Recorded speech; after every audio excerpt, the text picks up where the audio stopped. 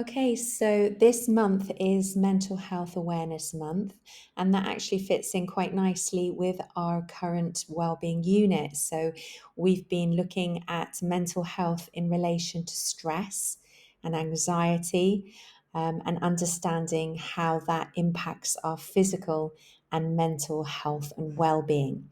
So, let's take a little look and a reminder of what we've currently been learning in class. We've been covering again a little bit about the amygdala. And if you remember what the amygdala does, it's that emergency button. It's not a button, but it's like an emergency button in the center of your brain, that when you activate it, it prepares the body to do one of three things: maybe to fight, maybe to flight, run away, or just freeze, right? And so we need it in situations that are life threatening, where we've got to run away really fast without thinking, or fight something off, or just literally, like animals do, sometimes they just close down and freeze and keep very, very still. So it's there to protect us. It's not a bad thing. It's a good thing. We need our amygdala for those life or death situations, where we don't want to spend time thinking. We need to just act quickly and protect ourselves. However, as we've talked about in class,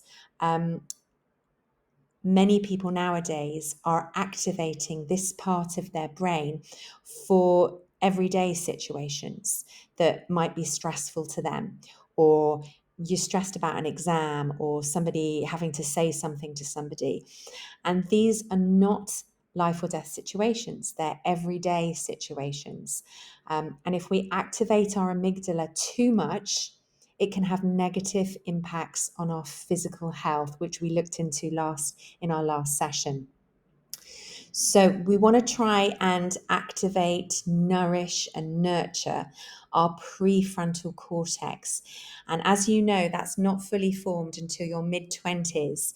And so we want to try and do as many different activities and everyday actions that nourish and activate our prefrontal cortex in a healthy way. And when we do that, we can be more focused and concentrate. We end up being better in the things that we like to be good in, and we can make smart choices. We respond rather than impulsively reacting to something. So we want to start to activate that part of the brain. And when we do that, we can actually activate a part of our body and our nervous system that is responsible for resting, for relaxing, and for digesting. So it has quite a healing effect on our body when we are activating that part of our brain. So one thing you can do is a thing called cultivating gratitude. So if you're feeling a bit down, and you just can't shift your mood, and one thing that is really effective is doing something that cultivates gratitude, right? Even if you don't feel like doing it. And it's not just saying thank you, it's doing something that cultivates gratitude. So it could be expressing gratitude to somebody, right? And that can actually help improve your mood. It could be showing gratitude. And studies actually show that those who express gratitude regularly appear to have a more positive outlook on life. Sharing gratitude can improve social bonds, and practicing gratitude can actually improve your physical health. And people who actively express gratitude tend to be more engaged in activities to take care of their physical health, like eating well and exercising. And it can actually lead to higher energy levels, better sleep, and a stronger immune system. So, cultivating gratitude is a great thing to be done to actually positively impact your mental health.